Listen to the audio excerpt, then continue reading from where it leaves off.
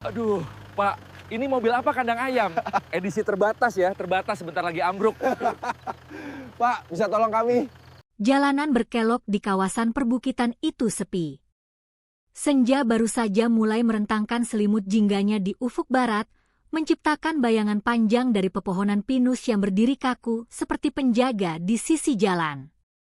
Di dalam sebuah SUV modern yang melaju kencang, 4 sahabat, Rian, Dimas, Fajar, dan Siska, tengah menikmati akhir pekan mereka.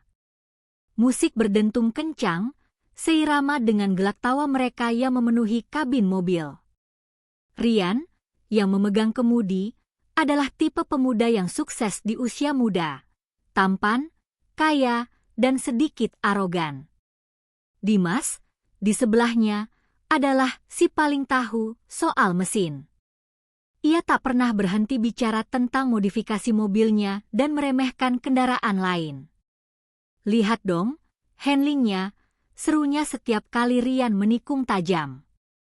Di kursi belakang, Fajar adalah yang paling pendiam. Seorang pengamat yang lebih banyak tersenyum tipis daripada bicara, ia seolah menjadi penyeimbang bagi riuh rendah teman-temannya. Di sebelahnya, Siska, tunangan Rian, sibuk merekam perjalanan mereka dengan ponsel, sesekali tertawa renyah melihat tingkah Dimas dan Rian yang saling melempar lelucon. Mereka baru saja menutup kesepakatan bisnis besar di kota seberang. Ini adalah perayaan mereka. Jalan pintas melewati perbukitan ini adalah ide Dimas yang berjanji pemandangannya spektakuler dan menantang. Lihat, kan? Apa ku bilang? Seru Dimas, menunjuk ke lembah yang terhampar di bawah, berbalut kabut tipis. Rian tertawa. Spektakuler, tapi sinyal mati total. Kalau kita mogok di sini, habislah. Fajar, yang sedari tadi menatap keluar jendela, menimpali pelan, jangan bicara sembarangan, Yan. Tawa Rian semakin keras, seolah menepis peringatan kecil itu. Tenang, Jar. Ini mobil Eropa. Bukan kaleng kerupuk. Yang mogok biasanya, kan yang kaleng-kaleng, katanya, melirik Dimas yang langsung menyahut, setuju. Paling-paling yang kita temui nanti mobil sayur yang kepanasan. Siska mengarahkan kameranya ke Fajar. Fajar, ayo dong, senyum. Kita lagi pesta. Serunya, mencoba mencairkan suasana. Fajar tersenyum tipis ke arah kamera, namun matanya dengan cepat kembali menatap keluar jendela, ke arah bayangan hutan pinus yang semakin pekat dan gelap. Ada sesuatu pada kesunyian jalan itu yang membuatnya gelisah, sesuatu yang kontras dengan euforia di dalam mobil. Dimas, di sisi lain, sama sekali tidak merasakan ketegangan. Baginya, ini adalah petualangan. Jalan kayak gini nih yang seru. Menguji skill, katanya sambil menepuk dashboard. Rian, nanti kalau capek, gantian sama gue. Biar lo lihat cara, Master, menaklukkan tikungan. Rian mendengus. Master? Master ngelawak, iya. Fokus saja jadi navigator. Perjalanan itu terasa sempurna. Mereka muda, sukses, dan merasa tak terkalahkan. Langit yang mulai gelap dan jalanan yang semakin sunyi sama sekali tidak mengurangi euforia mereka. Bagi mereka, kegelapan bukanlah ancaman, melainkan latar panggung bagi kecemerlangan mereka. Mereka tidak tahu bahwa di tikungan berikutnya, takdir sedang menunggu untuk menguji semua yang mereka miliki. Tawa mereka yang riang sebentar lagi akan terdengar seperti gema kosong di tengah tragedi. Udara mulai terasa dingin menusuk ketika Rian memperlambat laju mobilnya. Kabut mulai turun dari puncak bukit. Bensin aman, kan? Tanya Siska, suaranya terdengar sedikit cemas, lebih karena keheningan yang tiba-tiba daripada keraguan pada mobil Rian. Aman, sayang. Tenang saja, jawab Rian. Namun, di balik kemudi, Rian sedikit mengernyit. Sejak tadi dia merasa ada yang aneh dengan jalanan ini. Terlalu sepi. Bahkan untuk jalan pintas sekalipun. Setelah satu tikungan tajam yang menanjak, Rian menginjak rem mendadak. SUV mereka berhenti dengan mulus, hanya beberapa meter di belakang sebuah pemandangan ganjil. Di tepi jalan, di sisi yang berbatasan langsung dengan jurang yang menganga, sebuah mobil van tua berwarna biru kusam berhenti dalam posisi miring. Asap tipis mengepul dari kap mesinnya yang terbuka. Mobil itu tampak seperti rongsokan yang dipaksa berjalan, sebuah relik dari zaman yang telah lama berlalu. Keempat sahabat itu terdiam. Musik yang tadi berdentum keras kini terasa memekakkan telinga. Rian buru-buru mematikannya. Keheningan yang tiba-tiba datang terasa mencekam, hanya diisi oleh suara desis pelan dari van naas itu dan embusan angin malam yang mulai menajam. Wow, hanya itu kata yang keluar dari mulut Dimas, memecah keheningan. Mobil dari zaman apa itu? Rian tertawa kecil, tawa yang dipaksakan untuk menutupi rasa terkejutnya. Zaman dinosaurus, mungkin? Gue bahkan gak tahu itu merek apaan. Siska berdecak. Hus. Mungkin ada orang di dalam. Rian, lampu sorotnya nyalain. Fajar, yang duduk di belakang, menyipitkan matanya. Lampu hazardnya menyala. Samar-samar, tapi menyala. Pasti ada orang. Rian memarkir mobilnya sedikit lebih jauh di depan, di tempat yang lebih aman dan datar, lalu menyalakan lampu sorot utamanya. Cahaya putih terang itu menyorot langsung ke van tua. Pemandangannya lebih menyedihkan daripada yang terlihat tadi. Catnya terkelupas di mana-mana, memperlihatkan karat yang menggerogoti bodinya. Salah satu ban belakangnya tampak kempes total, membuat posisi mobil itu semakin miring ke arah jurang. Ini gila, kata Rian, lebih pada dirinya sendiri. Berani sekali mobil begini naik ke bukit. Ini cari mati namanya. Dimas sudah membuka pintu mobil. Ayo kita cek. Lumayan, kan, jadi pahlawan kesiangan. Nada suaranya terdengar meremehkan, seolah ini adalah sebuah lelucon baru, sebuah hiburan tak terduga di tengah perjalanan mereka. Rian dan Fajar ikut turun, sementara Siska tetap di mobil, mengamati dengan was-was sambil menyalakan kamera ponselnya lagi. Hati-hati, Yan, serunya. Udara senja terasa semakin berat dan dingin. Angin membawa aroma tajam dari oli yang terbakar dan sesuatu yang lain, sesuatu yang amis dan tidak dikenal. Rian merapatkan jaketnya, merasa kesal karena perayaan mereka harus terinterupsi oleh pemandangan menyedihkan ini. Saat mereka bertiga mendekat, pintu van itu berderi terbuka, suaranya seperti rintihan logam tua. Seorang pria paruh baya, dengan wajah kuyu dan pakaian lusuh, melangkah keluar dengan ragu. Pria itu menatap mereka, tiga pemuda gagah dengan pakaian mahal di bawah sorot lampu SUV mewah, dengan sorot mata putus asa dan ketakutan. Tuan, bisa bantu kami? Suaranya parau, nyaris tak terdengar. Remblong di turunan? Bapak neka sekali, seru Dimas lagi, kini dengan nada menceramahi. Kalau tidak ada bibir jurang itu, mungkin Bapak sudah sampai di dasar lembah. Bonus tur VIP. Rian menepuk bahu Dimas. Sudahlah, Dim. Jangan ditakut-takuti. Kita, kan niatnya tulus mau bantu. Meski berkata begitu, senyum mengejek masih terpasang jelas di wajah Rian.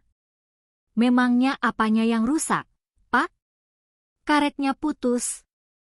Saya tidak mengerti mesin, Tuan. Asapnya banyak sekali, kata Pak Burhan, menunjuk kap mesin yang terbuka dengan tangan gemetar. Dimas melangkah maju, menyalakan senter dari ponselnya. Coba kita lihat. Paling-paling juga karburatornya banjir. Dia melongo ke dalam mesin, dan sedetik kemudian, dia tertawa terbahak-bahak. Tawa yang lebih keras dari tawa Rian. Ya ampun. Rian. Fajar. Sini lihat. Rian dan Fajar mendekat. Benar saja, di antara keruetan mesin yang kotor, beberapa bagian tampak ditahan oleh ikatan kawat seadanya. Bukan kawat biasa, tapi kawat jemuran yang sudah berkarat. Ya Tuhan, seru Dimas sambil mengeluarkan ponselnya. Ini harus diabadikan. When engineering meets desperation. Gila, ini lebih kreatif dari influencer otomotif. Tawa Rian dan Dimas semakin keras, menggema di bukit yang sepi itu. Mereka menertawakan kemiskinan dan keputusasaan yang terpampang nyata di depan mereka. Mereka tidak sadar, Siska merekam tawa mereka dari kejauhan, dan di dalam rekamannya, tawa itu terdengar mengerikan. Sudah. Jangan tertawa terus. Siska tiba-tiba sudah berada di belakang mereka. Suaranya terdengar jengkel. Ia membawa botol air mineral. Kalian ini keterlaluan. Orang lagi susah malah diketawain. Tawa Rian dan Dimas langsung berhenti, berganti dengan senyum canggung. Siska tidak memedulikan mereka. Ia mendekati Pak Burhan yang masih menunduk. Ini, Pak. Minum dulu. Pasti Bapak kaget. Pak Burhan menerima air itu dengan tangan gemetar. Terima kasih, Non. Terima kasih. Ada orang lain di dalam, Pak, tanya Siska lembut. Pak Burhan mengangguk pelan. Ada istri dan anak saya, Non. Mereka ketakutan sekali. Siska, tanpa menunggu persetujuan Rian, melangkah ke pintu van yang terbuka. Fajar, yang sedari tadi diam, segera mengikutinya, seolah ingin menebus rasa bersalahnya atas tawa teman-temannya. Rian dan Dimas saling berpandangan, lalu mengangkat bahu, membiarkan Siska dan Fajar melakukan bagian yang membosankan. Bagian dalam van itu gelap dan pengap. Di dalam, duduk di bangku kayu keras yang dipaku seadanya, seorang wanita memeluk erat seorang anak perempuan berusia sekitar 7 tahun. Wanita itu, Ibu Marni, menangis tanpa suara, bahunya berguncang hebat. Sementara si anak, Lina, gemetar hebat, matanya terpejam rapat. Permisi, Bu, sapa Siska pelan, tidak ingin mengagetkan. Ibu Marni mendongak kaget. Matanya bengkak dan merah. Kalian tidak apa-apa? Mari, keluar dulu.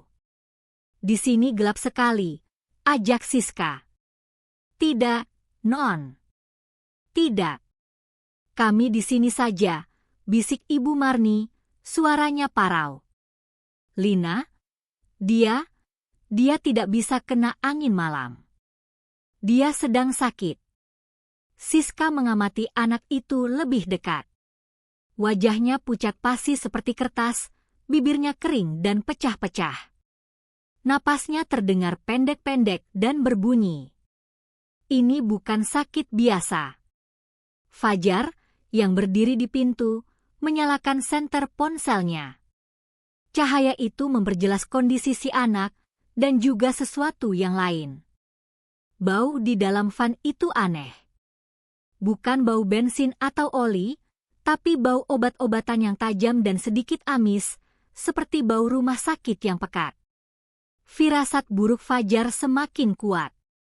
Di luar, Dimas masih beraksi, mencoba mengembalikan citranya sebagai pakar. Oke, Pak. Ini radiatornya kering kerontang. Kosong. Pantesan berasap, Katanya dengan nada seorang profesor yang sedang mengajar mahasiswa bodoh. Bapak ini nekatnya luar biasa. Air radiator saja tidak diisi. Ini kan nyawa mesin, Pak. Pak Burhan hanya bisa menunduk. Saya tidak punya uang untuk servis, Tuan. Tadi pagi saya isi air biasa, mungkin bocor. Ya, tapi ini kan air biasa juga bisa. Masa beli air mineral 1000 perak tidak bisa? Cibir Dimas, sama sekali tidak peka. Sudah, Dim. Tidak usah ceramah, kata Rian, yang mulai merasa tidak nyaman dengan kehadiran Siska dan Fajar yang kini tampak serius di dekat Van. Bisa dibetulkan tidak? Itu intinya. Dimas menyeringai. Tenang. Serahkan pada ahlinya. Dia meminta Rian mengambil beberapa botol air mineral besar dari SUV mereka. Dengan gayanya yang sok sibuk, Dimas mulai menuangkan air ke radiator yang masih panas. Terdengar suara mendesis keras saat air dingin bertemu logam panas, membuat uap air mengepul tebal. Nah, begini caranya. Sambil nunggu dingin, kita cek pengapiannya. Dia meminta Pak Burhan untuk mencoba menyalakan mesin. Coba starter, Pak. Pelan-pelan. Pak Burhan masuk ke kemudi. Kontaknya kadang susah, Tuan. Harus digoyang-goyang. Ya ditekan-tekan saja. Digoyang, seru Dimas, tidak sabar. Terdengar suara cekrek-cekrek, cekrek. Beberapa kali, tapi mesin tidak ada tanda-tanda akan hidup. Suara itu terdengar begitu rapuh di tengah keheningan bukit. Wah, akinya juga soak ini.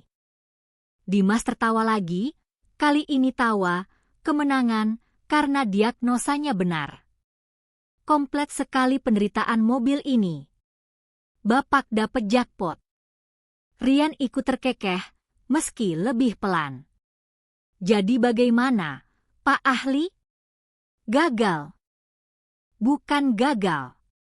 Akinya tidak kuat. Putus Dimas, merasa hebat karena telah menemukan solusi. Harus didorong.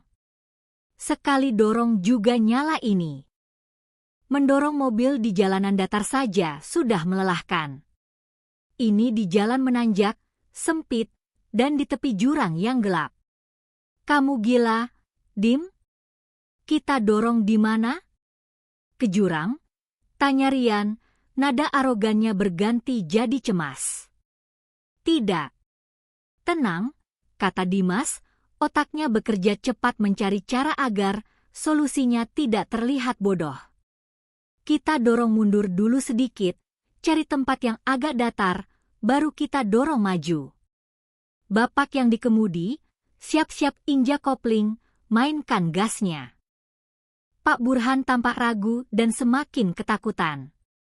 Tapi, Tuan, remnya. Rem tangan, kan ada. Tarik saja yang kencang. Bentak Dimas, mulai kesal karena diagnosanya diragukan. Fajar, yang baru kembali dari Van, angkat bicara. Suaranya tenang namun tegas. Dimas, ini terlalu bahaya. Posisi mobilnya miring. Ban belakangnya sudah setengah keluar aspal. Kalau kita dorong mundur, salah sedikit saja, bebannya pindah, bisa langsung masuk jurang. Ah, kamu ini pesimis sekali. Niat kita, kan tulus mau bantu. Pasti aman, kata Dimas, menggunakan kata tulus sebagai tameng. Rian, yang tidak mau terlihat pengecut di depan Siska, yang kini ikut keluar dan berdiri di dekat SUV, akhirnya setuju. Gengsinya lebih besar dari logikanya.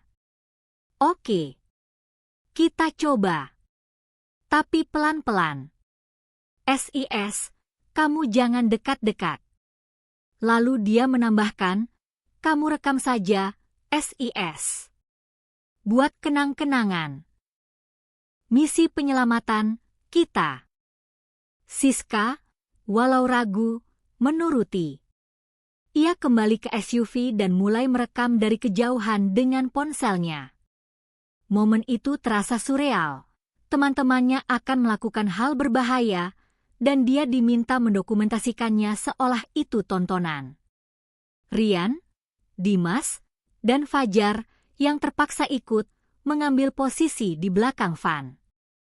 Pak Burhan di kursi kemudi, tangannya memegang tuas rem tangan dengan gemetar hingga buku-buku jarinya memutih. Hitungan ketiga, dorong, komando Dimas. 1, 2, 3. Mereka bertiga mendorong sekuat tenaga. Van itu bergeser sedikit, tapi bukan ke arah yang mereka inginkan. Terdengar suara derit logam yang memilukan, seperti jeritan panjang. Van itu, alih-alih bergerak mundur di jalan, justru semakin miring ke arah jurang. Ban belakangnya yang kempes tergelincir sepenuhnya dari bibir aspal ke tanah yang rapuh di tepi. Berhenti! Berhenti!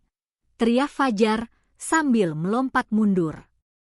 Mereka bertiga sontak melepaskan pegangan. Jantung mereka berdebar kencang. Gila! Gila! Desis Rian, wajahnya pucat pasi. Van itu kini miring dalam sudut yang mustahil, tertahan entah oleh apa. Dari dalam van, terdengar jeritan tertahan Ibu Marni dan tangisan Lina yang meledak ketakutan. Dimas menelan ludah. Kepercayaan dirinya yang tadi setinggi langit kini luntur total. Wajahnya sama pucatnya dengan Rian. Bapak. Rem tangannya ditarik, kan? Pak Burhan tidak menjawab. Dia hanya menatap lurus ke depan dengan pandangan kosong, tubuhnya kaku karena syok. Siska, dari dalam SUV, menjerit. Ia melihat dengan jelas bagaimana mobil itu hampir terbalik. Rekamannya bergoyang liar sebelum akhirnya berhenti. Oke. Gagal, kata Dimas, suaranya bergetar. Rencana B. Kita tidak bisa dorong. Terlalu bahaya. Lalu bagaimana? Kita tinggalkan? Tanya Rian, nada suaranya terdengar panik. Dia ingin segera pergi dari situasi ini. Fajar menggeleng. Kita tidak bisa tinggalkan mereka. Mereka akan mati kedinginan, atau mobil itu akhirnya jatuh. Kita tarik saja pakai mobilmu. Tarik? Di tanjakan begini? Pakai mobil baru? Bisa rontok kopling mobilku. Keluh Rian, lebih mementingkan mobilnya daripada nyawa di depannya. Lebih baik koplingmu yang rontok daripada mereka yang rontok ke jurang, balas Fajar tajam. Ini pertama kalinya Fajar bicara setajam itu pada Rian. Rian terdiam. Dia melirik Siska yang menatapnya cemas dari SUV. Gengsinya sebagai pria sukses, sebagai pahlawan, Siska terusik. Oke. Ambil tali tambang di belakang. Niat tulus itu kini bercampur dengan rasa kesal, gengsi, dan keterpaksaan. Rian membuka bagasi SUV-nya dan mengeluarkan satu set perlengkapan recovery. Di dalamnya ada tali tambang berkualitas tinggi, lengkap dengan syakle baja. Ini adalah perlengkapan standarnya untuk off-road ringan, sesuatu yang sering ia pamerkan di media sosial. Dimas mencoba mengembalikan wibawanya, segera mengambil alih. Biar aku yang ikat. Aku tahu simpulnya. Kamu urus di mobilmu. Dia berjongkok di belakang van, di bibir jurang, berusaha mencari titik kokoh untuk mengaitkan tali. Astaga, sasisnya juga keropos, keluhnya, seolah van itu sengaja menyusahkannya. Ini kalau ditarik bisa patah jadi dua. Cepat, Dim. Keburu gelap total, desak Rian dari depan. Sementara Dimas sibuk mengikat, Fajar mendekati Pak Burhan yang masih membeku di kemudi. Pak, Bapak tidak apa-apa? Bapak harus pegang kemudi nanti. Pak Burhan menoleh pelan. Kami harus pergi dari sini, Nak. Sebelum malam tiba. Memangnya kenapa kalau malam? Tanya Fajar, menangkap nada urgensi yang berbeda. Jalan ini, kalau malam. Pak Burhan tidak melanjutkan, tapi sorot matanya yang penuh teror sudah menjelaskan segalanya. Kadang ada yang patroli, Nak. Tapi mereka bukan polisi. Siska keluar lagi dari mobil, membawa jaket tebal miliknya. Bu, pakai ini. Udara dingin sekali. Ia memberikannya pada Ibu Marni yang masih memeluk Lina. Anak ibu, sakit apa? Ibu Marni tergagap, menutupi wajah anaknya. Dia butuh obatnya. Obatnya ada di rumah sakit di kota. Kenapa tidak pakai ambulans? Ini kan darurat. Ibu Marni menggeleng kuat. Air matanya kembali deras. Kami tidak bisa.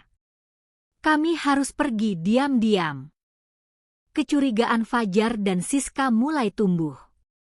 Ini bukan sekadar perjalanan keluarga yang sial. Ada sesuatu yang jauh lebih besar dan lebih gelap yang sedang disembunyikan. Oke, semua siap, teriak Dimas, melompat menjauh dari van setelah memastikan tali terikat. Tali tamang oranye terang itu kini terentang kencang antara SUV Rian yang gagah dan van tua yang rapuh. Bagaimana aturannya? Teriak Rian dari mobilnya, jendelanya terbuka. Bapak di van, netralkan gigi. Jangan injak rem kecuali aku suruh. Rian, kamu tarik pelan-pelan. Pakai gigi rendah. Jangan disentak, nanti putus. Komando Dimas, yang berdiri di samping jalan, berperan sebagai pengarah. Rian memasukkan gigi rendah, mengaktifkan mode off-road di mobilnya. Mesin SUV-nya menggeram, terdengar kontras dengan keheningan malam. Perlahan, ia menekan gas. Tali menegang. Terdengar suara erangan dari van tua saat beban mobil itu mulai berpindah. Bagus. Terus. Pelan-pelan, seru Dimas. Di dalam van, Ibu Marni memejamkan mata dan berdoa. Lina menangis semakin kencang, takut oleh suara dan guncangan. Rian menambah gas. SUV-nya yang kuat, dengan ban paculnya, mencengkeram aspal. Perlahan tapi pasti, van itu terseret maju. Roda belakangnya yang kempes diseret paksa dari tanah rapuh kembali ke badan jalan. Berhasil, teriak Dimas. Keempat sahabat itu bernapas lega. Tawa kecil kemenangan terdengar dari Rian. Lihat, gampang, kan? Gak perlu dorong-dorong. Belum selesai. Kita harus tarik sampai ke puncak bukit. Di sana ada pos jaga, setidaknya jalannya datar, kata Fajar, mengingatkan. Oke. Bapak, siap-siap. Kita jalan pelan-pelan, teriak Rian. Perlahan, konvo aneh itu mulai bergerak menanjak. SUV modern menarik rongsokan di belakangnya. Niat tulus itu tampaknya mulai membuahkan hasil. Mereka merasa seperti pahlawan. Perjalanan menarik van itu berjalan lambat. Sangat lambat. Rian harus menjaga putaran mesinnya agar tidak terlalu panas, matanya terus-menerus melirik indikator temperatur. Dimas kini ikut di mobil Rian, di kursi penumpang, sementara Fajar dan Siska mengawasi dari belakang, duduk di kursi penumpang Rian. Gila, berat juga ini rongsokan, keluh Rian, setelah 15 menit menanjak. Namanya juga besi tua. Tapi tenang, berkat aku, mereka selamat, kata Dimas, kepercayaan dirinya sudah kembali penuh. Tadi kalau kita terusin dorong, ceritanya beda. Rian tertawa. Iya, Pak Ahli. Habis ini kita bisa bikin konten. Menyelamatkan keluarga di tepi jurang. Keren, kan? Setuju. Siska tadi rekam, kan? Timpal Dimas. Nanti kita edit, masukkan lagu-lagu heroik. Nanti kita tag charity page, candanya. Mereka kembali tertawa. Tawa yang didasari kelegaan, tapi juga kesombongan. Mereka menertawakan betapa hebatnya mereka, dengan mobil mahal dan tali tambang canggih, telah menyelamatkan orang-orang kecil yang malang. Siska, yang duduk di belakang, ikut tersenyum tipis, tapi dia tidak menyalakan kameranya lagi. Mendengar tawa Rian dan Dimas, entah kenapa, membuatnya merasa sedikit mual. Di belakang, di dalam van yang terguncang-guncang hebat, Ibu Marni berusaha mati-matian menjaga agar Lina tidak terbentur. Ia memeluk erat sebuah kotak kardus kecil di pangkuannya. Kotak itu diikatnya erat ke tubuh dengan selendang, lebih berharga dari nyawanya sendiri. Setiap guncangan adalah teror baru baginya. Siska, yang duduk di kursi belakang SUV Rian, terus menoleh ke belakang. Jarak pandang semakin terbatas karena kabut mulai turun pekat, mengubah lampu van di belakang mereka menjadi 2 titik cahaya redup yang menakutkan. Rian, pelan-pelan. Aku takut talinya putus, kata Siska cemas. Tenang, sayang. Tali ini kuat, bisa narik gajah, jawab Rian, masih dengan nada santai, matanya fokus ke jalan. Aku tidak suka ini. Ibu tadi aneh sekali. Aneh bagaimana? Namanya juga orang susah, baru ketimpa musibah. Pasti syok, kata Rian, menepis kekhawatiran Siska. Tidak. Dia bilang mereka harus pergi diam-diam. Seperti melarikan diri, kata Siska. Dimas, yang mendengar dari kursi depan, menyeletuk, melarikan diri? Paling juga dikejar debt collector. Beli mobil rongsokan aja ngutang. Lagi-lagi dia tertawa. Fajar, yang sedari tadi diam di sebelah Siska, akhirnya berkata, "Dim, cukup." Suasana di mobil mendadak hening. Fajar jarang sekali bicara dengan nada setegas itu. Dimas terdiam, sedikit kaget. Rian melirik Fajar dari kaca spion, tapi tidak berkomentar. Aku cuma merasa ada yang tidak beres, lanjut Siska, suaranya pelan. Anak itu, dia pucat sekali. Dan bau obat di dalam van itu. Bau obat apa? Tanya Rian, akhirnya sedikit serius. Aku tidak tahu. Tapi tajam sekali. Menyengat. Seperti kimia. Bukan bau obat batuk biasa. Rian mendengus. Udahlah, jangan kayak di film horor. Paling juga bau oli campur bensin. Mobil tua. Tapi di dalam hati, dia pun mulai merasa tidak nyaman. Perjalanan ini terasa terlalu panjang. Setelah hampir 1 jam menarik, tanjakan akhirnya melandai. Mereka sampai di puncak bukit. Sesuai kata Fajar, ada sebuah pos jaga kecil, tapi tampak kosong, gelap, dan tidak terurus. Dindingnya penuh coretan. Setidaknya, jalannya datar dan cukup lebar untuk mereka menepi dengan aman. Rian menghentikan mobilnya. Konvo itu berhenti. Oke. Kita istirahat dulu di sini, seru Rian, lebih untuk melegakan dirinya sendiri.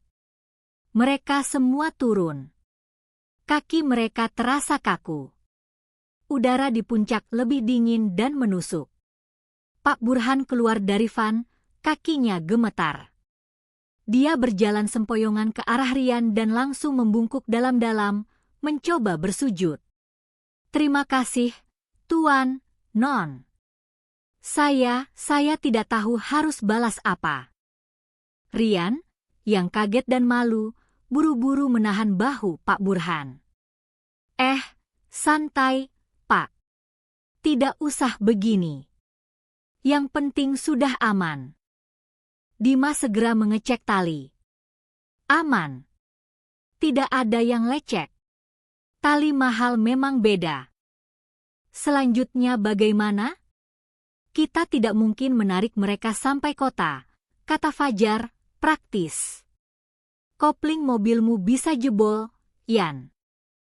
Kita tunggu di sini. Biasanya ada patroli polisi hutan. Atau kita telepon derek dari sini, usul Rian sambil mengecek ponselnya. Sial.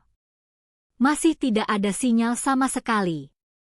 Tawa mereka di awal tadi, yang menertawakan kawah pengikat mesin, adalah tawa di atas perjuangan seorang ayah, seorang peneliti, yang menggunakan pengetahuannya untuk membuat mobil rongsokan itu tetap berjalan demi menyelamatkan nyawa anaknya. Rian menelan ludah. Jadi, yang Bapak bilang, mereka, itu nyata?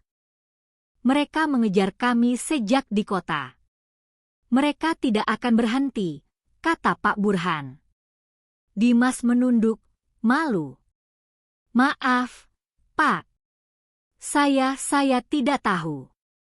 Jadi, kita baru saja membantu buronan, tanya Rian, otaknya mencoba memproses implikasi hukum bagi dirinya. Kita membantu seorang ayah, koreksi Fajar pelan, menatap Rian dengan tajam. Rian. Siska memanggil dari mobil.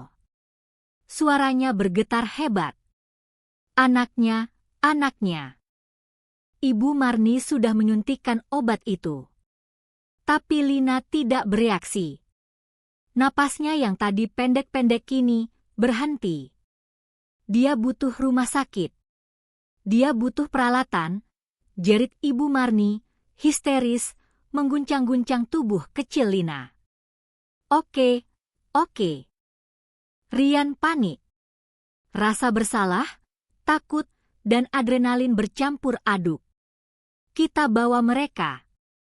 Kita masukkan ke mobilku. Fajar, Siska, bantu Ibu dan Lina. Dimas, bantu aku lepas talinya. Kita harus pergi dari sini. Sekarang. Semua bergerak cepat. Tawa sudah benar-benar hilang, digantikan kepanikan murni. Saat Rian dan Dimas baru saja berhasil melepas tali tambang, Fajar yang sedang membantu memapah Ibu Marni yang histeris, tiba-tiba berhenti. Tunggu, desis Fajar. Ada apa lagi? Kita tidak punya waktu. Bentak Rian, tidak sabar. Kalian dengar? Mereka semua diam. Di kejauhan, dari arah mereka datang, dari bawah bukit, terdengar suara geraman mesin. Bukan satu, tapi dua. Suara mesin diesel V8 yang kuat, bukan suara mobil biasa. Dan semakin mendekat. Wajah Pak Burhan berubah menjadi topeng horor. Mereka. Itu mereka. Mereka menemukan kita. Masuk mobil. Cepat. Cepat, teriak Rian. Pak Burhan, Ibu Marni, dan Lina, yang kini digendong Fajar, buru-buru masuk ke SUV Rian. Dimas melompat ke kursi depan. Fajar duduk di belakang, memangku anak itu. Siska. Cepat. Siska, yang panik, berlari menuju SUV. Dia sempat menjatuhkan ponselnya, dan saat membungkuk mengambilnya. Tapi terlambat. Dua buah SUV hitam legam, identik, dengan bulbar besar di depan, melaju kencang dari kegelapan dan berhenti persis di depan dan di belakang mobil Rian, mengapit mereka. Posisi yang sempurna. Van tua Pak Burhan yang terparkir di pinggir jalan kini menjadi penghalang yang tidak berguna. Lampu sorot LED dari kedua mobil itu menyala bersamaan, jauh lebih terang dari lampu mobil Rian, membutakan mereka semua. Pintu-pintu mobil itu terbuka serentak. 4 pria berbadan tegap, berpakaian serba hitam, keluar. Mereka bergerak tenang, profesional, dan seragam. "Kalian siapa?" teriak Rian dari dalam mobilnya, mencoba terdengar berani, padahal kakinya gemetar di pedal gas. Salah satu pria itu, yang tampaknya pemimpinnya, berjalan mendekat. Dia tidak berlari. Dia berjalan santai. Dia mengetuk kaca jendela Rian dengan buku jarinya. "Keluar. Bawa barangnya." Suaranya tenang dan dingin. "Barang apa?" "Kami tidak tahu apa-apa," kata Dimas dari sebelah Rian, suaranya melengking karena takut. Pria itu tersenyum tipis. "Jangan buang waktu kami. Kami tahu Burhan ada di dalam.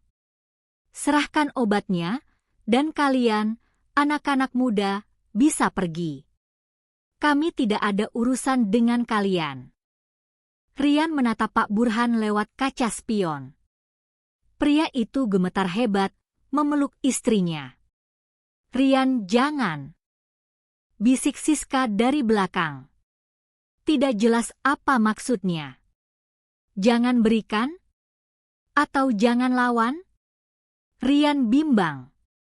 Di satu sisi, ini bukan urusan mereka. Di sisi lain, ada anak yang, mungkin, sekarat di mobilnya. "Fajar," bisik Rian. "Ponselmu?" "Tidak ada sinyal," balas Fajar. "Sudah kucoba dari tadi." "Sial." Rian menarik napas. Dia membuat keputusan. Oke. Kami akan berikan. Tapi biarkan kami pergi. Anak ini harus ke rumah sakit." Pria itu tertawa dingin. "Kami tidak negosiasi dengan pencuri." Dan dia berhenti sejenak, matanya menatap tajam ke arah Rian.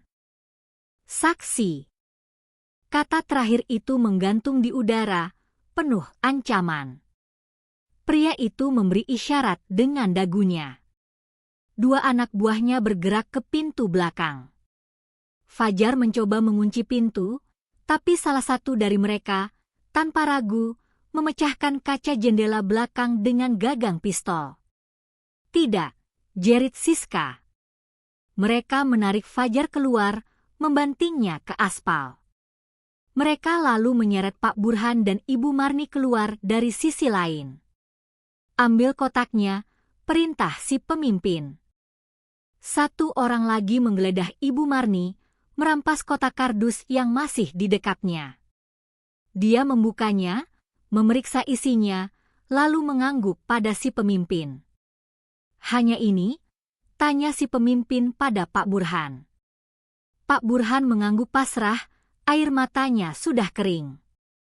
"Rian, Dimas, kenapa kalian diam saja? Lakukan sesuatu," teriak Siska, histeris dari dalam mobil. Rian dan Dimas membeku ketakutan.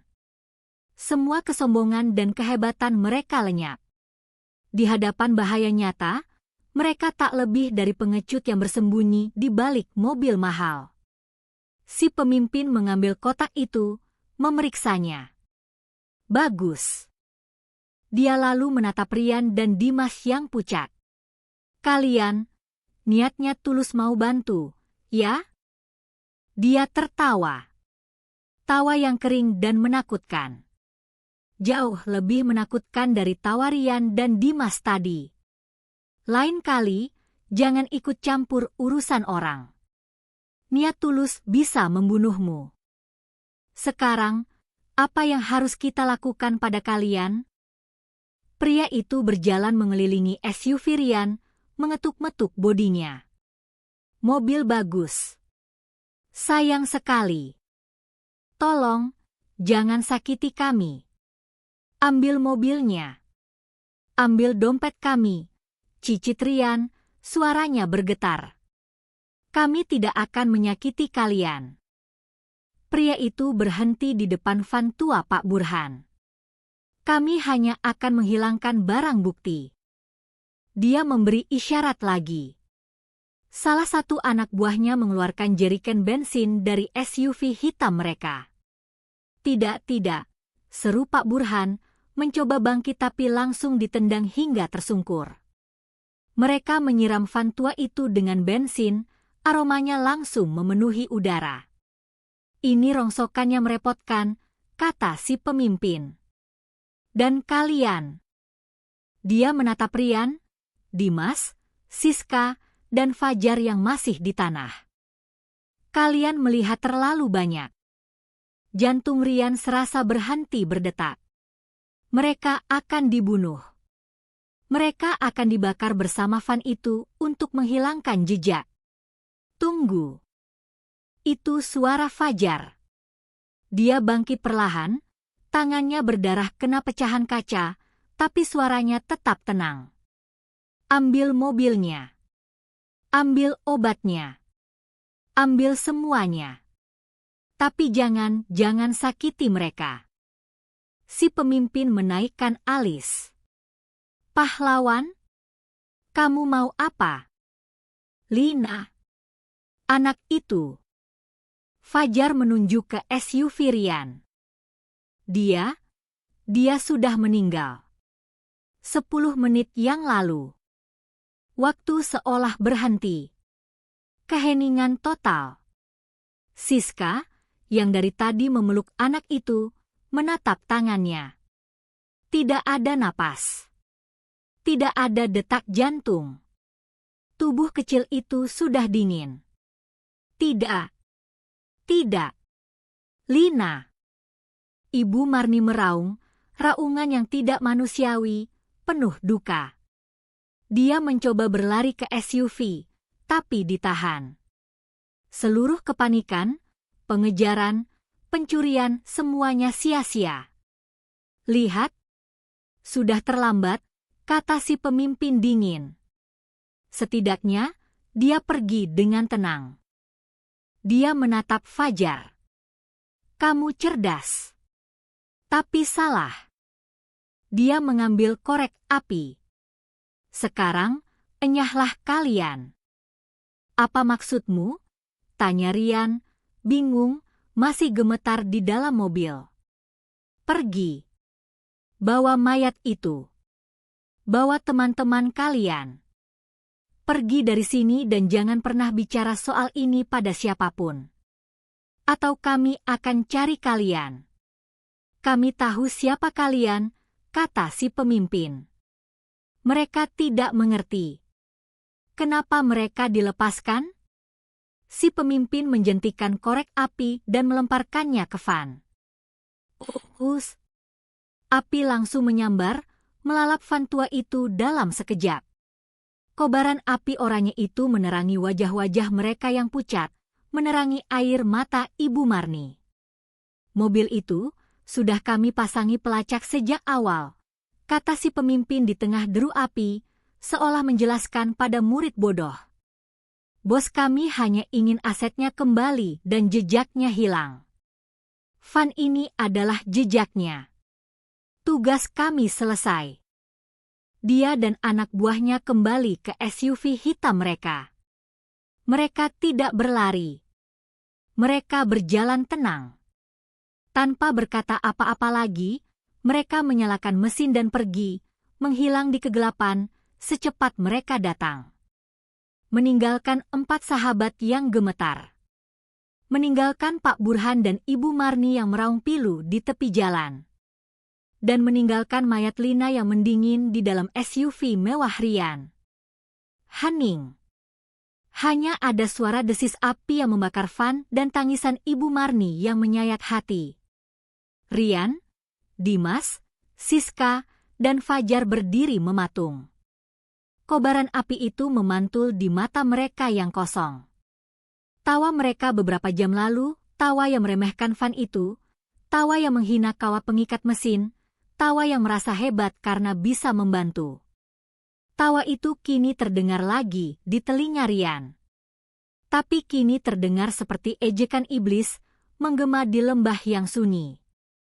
Niat mereka tulus.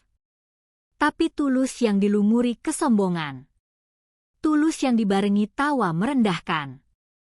Mereka membantu, tapi sambil menghina. Mereka merasa menjadi pahlawan, padahal mereka hanyalah penonton sombong dalam sebuah tragedi.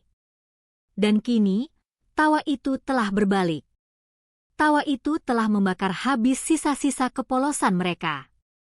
Siska menangis di pelukan Fajar. Bukan pelukan romantis, tapi pelukan dua orang yang baru saja lolos dari maut. Dimas tersungkur di pinggir jalan dan muntah hebat.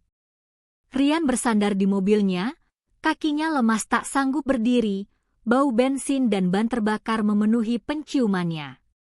Air mata mengalir di pipi Rian. Itu bukan air mata ketakutan. Itu air mata penyesalan yang pekat dan pahit. Dia melihat ke arah Pak Burhan dan Ibu Marni yang sedang memeluk jasad kaku anak mereka. Mereka telah kehilangan segalanya. Dan Rian, Dimas, Siska, serta Fajar mereka adalah saksi. Saksi bisu dari tragedi yang mereka awali dengan tawa. Niat tulus mereka untuk membantu mobil mogok telah berakhir. Tawa riang mereka di awal perjalanan telah berbalik menjadi air mata duka dan penyesalan yang tak akan pernah bisa mereka lupakan seumur hidup. Mereka telah membantu, ya. Tapi bantuan mereka adalah bantuan yang mematikan.